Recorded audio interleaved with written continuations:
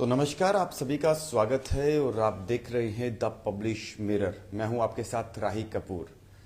जम्मू कश्मीर विधानसभा चुनावों को लेकर कई अहम बड़े डेवलपमेंट हो रहे हैं, कई बड़ी खबरें निकलकर सामने आ रही हैं।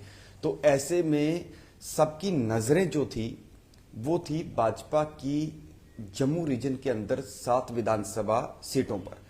और 7 विधानसभा सीटों में सबसे ज्यादा अगर प्रमुखता से देखा जाए तो 3 ऐसी सीट्स हैं, यानी 3 ऐसे विधानसभा क्षेत्र हैं जहां पर भाजपा के बड़े दिग्गज नेता जो है वो मैदान में उतर सकते हैं। और ऐसे में सबकी नजरें जो है वो उन सीट्स पर थी।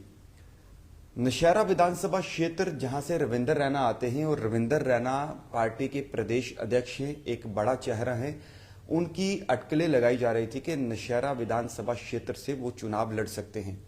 वहीं दूसरी अगर बात की जाए तो कविंदर गुप्ता, जो कि फॉर्मर डिप्टी सीएम रहे हैं भाजपा की तरफ से, और कविंदर गुप्ता को बहू गांधीनगर उस सीट को लेकर जो है वो काफी चर्चा का विषय बना हुआ था।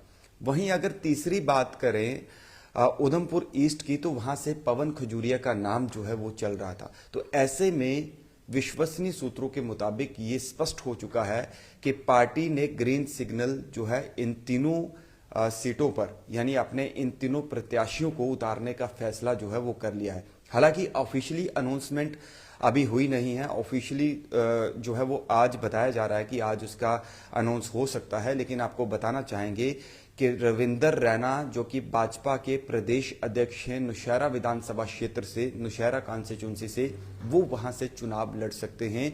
उन्हें भाजपा का टिकट वहां से दिया जा रहा है। यानी ये एक विश्वसनीय सूत्रों के मुताबिक जो जानकारी है वो हम आपको बताना चाह रहे हैं। और 2014 में रविंदर रैना ने इसी इलाके से, यानी नौशहरा, तब नौशहरा सुंदरबनी कॉन्स्टिट्यूंसी एक ही थी, लेकिन अब सुंदरबनी कालाकोट है और नौशहरा को अलग कर दिया गया।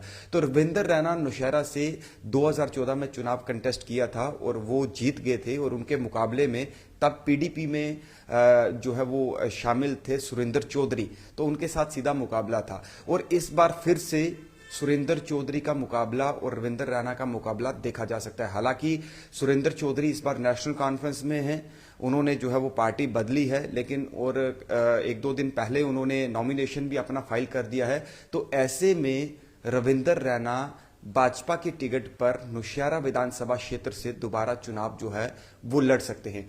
वहीं उसके बाद अगर बात करें कविंदर गुप्ता की, तो बाहू सीट को लेकर काफी चर्चा जो है वो चल रही थी। और कविंदर गुप्ता को भी ऐसा माना जा रहा है कि वो जम्मू कश्मीर विधानसभा चुनावों के बीच बाहू सीट से भाजपा के टिकट पर चुनाव लड़ सकते हैं। हालांकि कल हमारे जो रिपोर्टर हैं उन्होंने उनसे बातचीत भी की थी और उन्होंने कहा था कि पार्टी का जो फैसला होगा मुझे वो मंजूर है। लेकिन अब ग्रीन सिग्नल पिक्चर जो है वो क्लियर होते हुए नजर आ रही है। और 2014 में जो कविंदर गुप्ता थे उन्होंने गांधीनगर इसी सीट से जो है वो जीत हासिल की थी, और जिसके बाद उन्हें डिप्टी चीफ मिनिस्टर यानी उप मुख्यमंत्री का जो है वो पद मिला था। इसके साथ पवन खजूरिया को लेकर काफी चर्चा जो है वो चल रही है कि वो उधमपुर ईस्ट से चुनाव लड़ सकते हैं। लेकिन उनका भी साफ तौर पर ये क्लियर होता नजर आ रहा है कि भाजपा वहां पर उन्हें टिकट जो है वो दे सकती है और वो वहां से चुनाव जो है वो लड़ेंगे।